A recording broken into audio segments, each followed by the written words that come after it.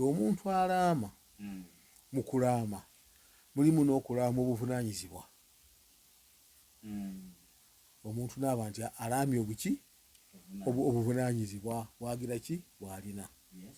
Katonda mu Qur'ani wano yali atutegeeza ng'ayogera kwani ku kigambo busiraamu nga bwe kiri ekintu ekikulu ennyo. Okusooka yayogera ku Ibrahimu alayhi salaam ne Ismail okuviira ddala ku aya ya kumeka, aya ya 124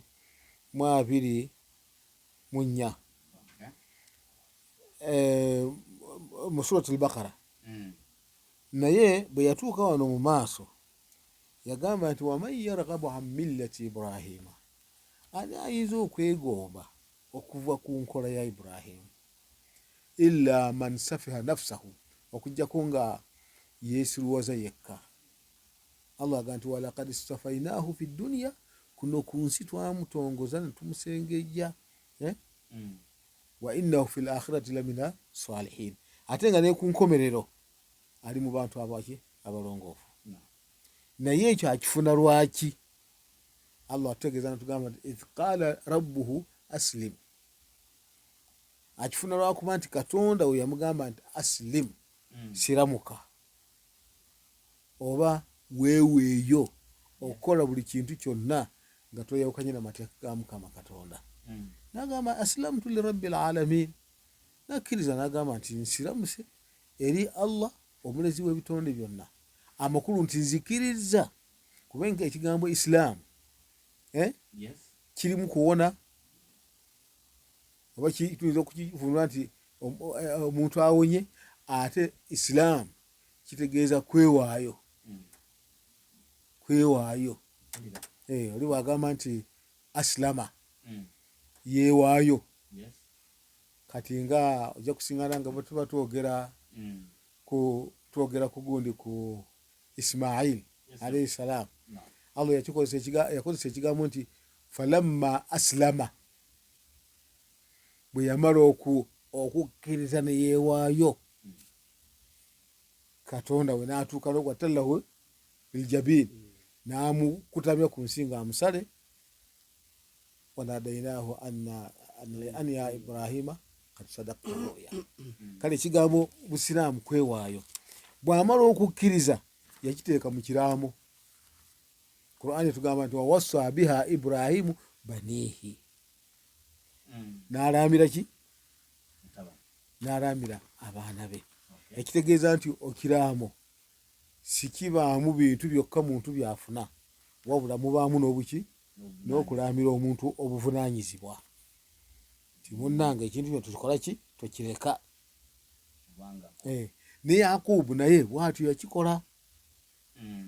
Baabagamba batya? Inna Allaha astafa lakum ad-diina, Katonda yabatongoleza eddiini eyo ey'obusiraamu, fala tamutunna illa wa antum muslimun. Olitagezangako kukkiriza kufa okujjako ng'afiira muki? Mu busiraamu. Kwegamba bo kyebalaama, kyebalaba nga kintu kikulu kwali kukola ki? Kulaba nti abaana baabwe babalekanga ekigambo busiraamu bakitutte nga nsonga ki? Nga nsonga nkulu. Ate ani Allah agamba nti wawassa biha Ibrahimu banihi, Ibrahimu wali aboogeddeko bonna, naye ate Ibrahimu naye n'akikola ku baana be.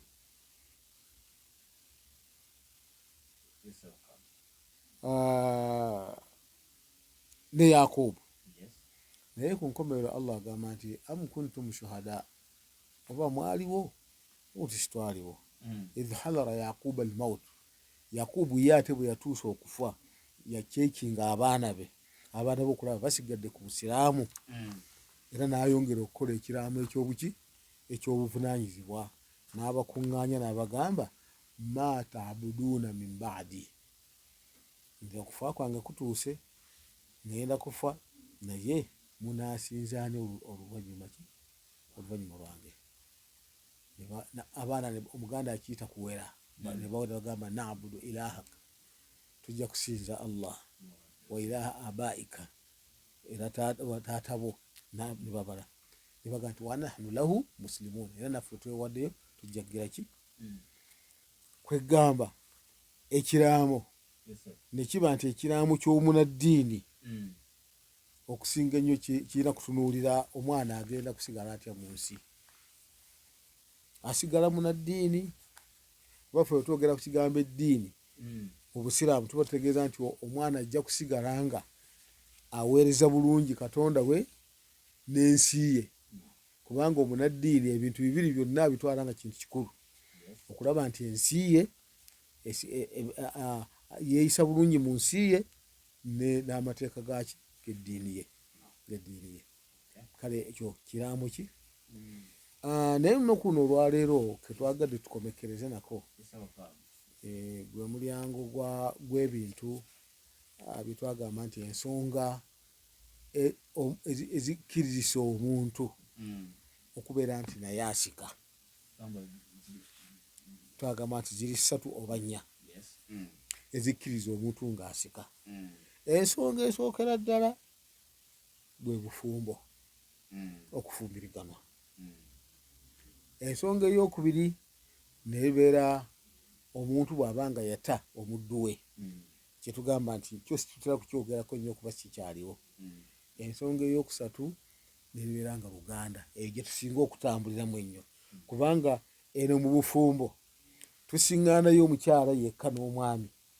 Omukyala bw'aba nga omwami yafudde ku lw'obufumbo eba mwami, omwami bw'aba nga yafudde ku lw'obufumbo tusangako muki. Naye akatundu kino ekyokusatu ekyolwolulyo mwe tusiŋŋaana abaana abazzukulu baani bwe tusiŋŋaana awo mwe muli abasika abasinga obungi. Mpozi n'ekyokumeka n'ekyokuna yandibadde ddiini, era nga nakyo kituufu kugamba ensonga kubanga omuntu bw'abulwa bw'afa n'aleka ebintu bye nga talina yenna agenda kusika, tubiteeka mu baitulmaali, tubiteeka mu baitulmaali yebikola ki yebitwala. Ku luli kyetwali tukomekkereza nakyo, kubanga ekyolulyo kyo tujja kukigaziya, kubanga era mwejja okusiŋŋaana nga mwe muli abaana abaki n'abaki.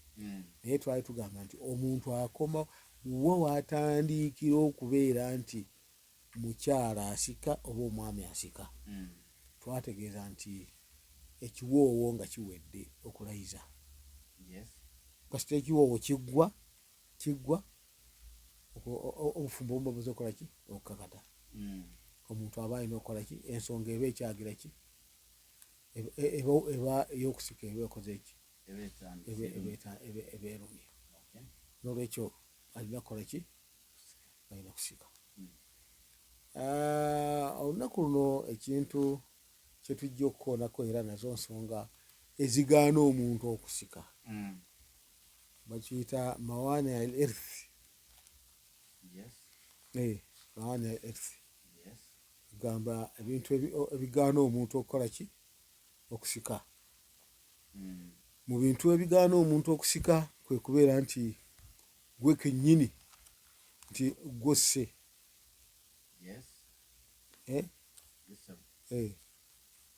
Kwegamba nabyo biri ebintu 3. Ekisooka kwe kubeera nti gwe ovuddeko ensonga ekoze eki, oli omuntu oli n'afa. Ey'okubiri kwe kubeera nti omuddu era bw'abeera nga omu ku bantu be yafudde nga ye ali mu buddu, era naye tasika bantu, obuddu bumugaana okusika, kubanga kyasika si kiba kikye.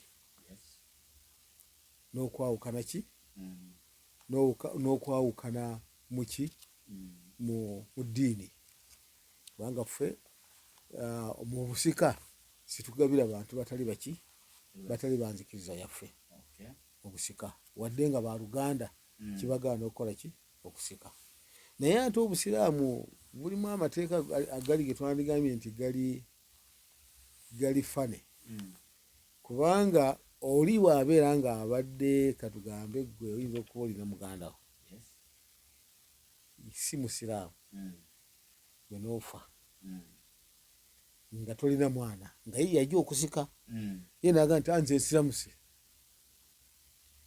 wadde nga asiramuse ng'omaze okufa tugamba nti asike kubanga asiramuse situyinza kugamba nti ndowooza agize eki alimba ayagala kukola ki kutwala ki ayagala kutwala maali ekyo tukigira kitu kubanga yabadde alina ekibadde kimugaana buki okwawukana mu ddiini kasitaga nti ngize tutunuulira bisigadde kati bw'otunuulira akateeka ako kalinga akagamba nti maali obusiraamu bwagala nnyo esigale muki mu bantu b'oluganda wadde nga akantu k'eddiini bwe kali naye agala nnyo esigale kuki mu b'oluganda era nga bw'ono kisiŋŋaana nti wadde ku mukyala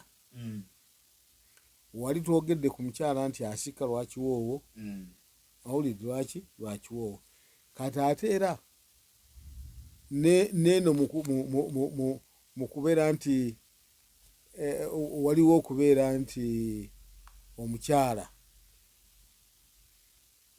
talaka ba yamuwa talaka kati bwaba yamuwa talaka nga talaka eyo akyalina chance eddayo era akolaki era asika era afuna waliwo talaka gye tuyita rajai kugamba talaka esooka bakugamba omukyala omute amale emyezi 3 olyoke okoleki agende kati mu bbanga eryo ery'emyezi nga tanaba kuweza myezi 3 era aba asika wadde giweddeko wadde giba gigize eki giweddeko nga wabadde kiwanaba kubaawo kiraga nti omusajja amulese aba akyalina chance yagira ki okujjako nga chance ng'ekakase okujjako ate singa ng'oli ate omukyala mu bulwadde nga ye mulwadde n'alyoka akola ki ate awo tugamba nedda awo mulimu obutategereka tuyinza okuba nga wamutadde lwa butayagala akole ki afune ate awo omukyala tumuwaki tumuwa shaze niwankubadde nga talaka gyamutadde eri bain wali tugamba nti talaka bwe ziggwayo 3 amini bwatalaka namutalaka tenaba kuggwako abaafuna bweggwako kotola kubanga lwabadde agenda kukola kiwoowo kirala agenda kukola kiwoowo kirala era n'atalaka nga oba namutalaka talaka 3 neziggwako kati awatasika kubanga kati yali amaze okukola ki okubeera nti kati baawukanye naye bw'abeera nga mulwadde nibwamutalako emirundi 3 n'afa ebintu ebyo tubitunulamu twagala okumanya lwaki talaka zazze mu kaseera kano akaki ak'obulwadde ekitaba bwe kityo omukyala situlina kumumma ki kumumma maali era nga bwe kiri nawali mu kutta twagamba nti omwana bw'abanga asitudde ani taata we omwana n'akola ki kiba kiri mu shubha naye ng'era nakyo kiddawa eri abalamuzi kubanga singa taata yabadde avuga emmotoka nemulemerera abatagira eba asobola okugwa oba babadde mu babiri driver kale ebyo byo amasala ago gadde eri mu kunoonyereza okuwa abakugu ne banoonyereza okusinziira ku kino nakino nti omuntu ono siwali kiraga nti yagenderedde okutta kitaawe naam